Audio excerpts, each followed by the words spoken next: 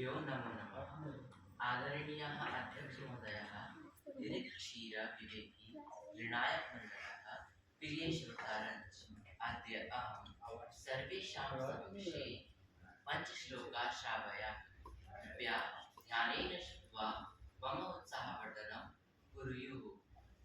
विद्यानां नरस्य रूपमधिकम् प्रच्छन्नमुक्तं धनं विद्या भोगकरी यशः सुखकरी विद्या गुरूणां गुरुः विद्या बन्धुजनो विदेशगमने विद्या परा देवता विद्या राजसुपूज्यते न हि धनम् विद्या विहीना पशुः केयूराणि न भूषयन्ति पुरुषं या संस्कृता धार्यते न स्नानं न विलेपनं न कुसुमं नालङ्कृता मूर्धजः वाण्येका समलं करोति पुरुषं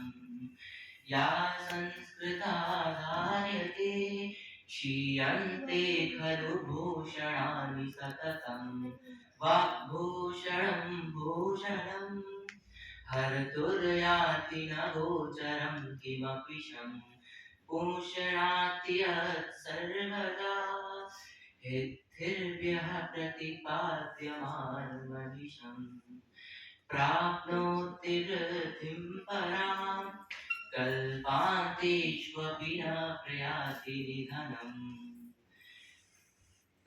कल्पान्तेष्वपि न प्रयाति निधनम् विद्या हैवन्तर्धनं येषां तान् प्रतिमानमुच्चतनिर्पः कस्तैः सह स्पर्धते ऐश्वर्यस्य विभूषणं सुजनता शौर्यस्य वाक्संयमो ज्ञानस्योपशमः श्रुतस्य विनयो वित्तस्य पात्रे व्ययः अक्रोधस्तपसः क्षमा प्रभवितुर्धर्मस्य निर्व्याजता सर्वेषामपि सर्वकारणमिदम् शीलं परं भूषणं लोभश्चेद् गुणेन किं विशुनता यद्यस्ति किं पातकैः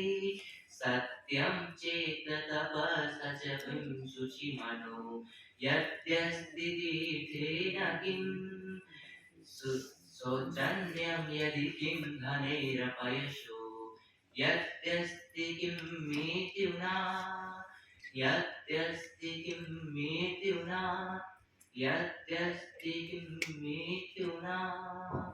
धन्यवादः।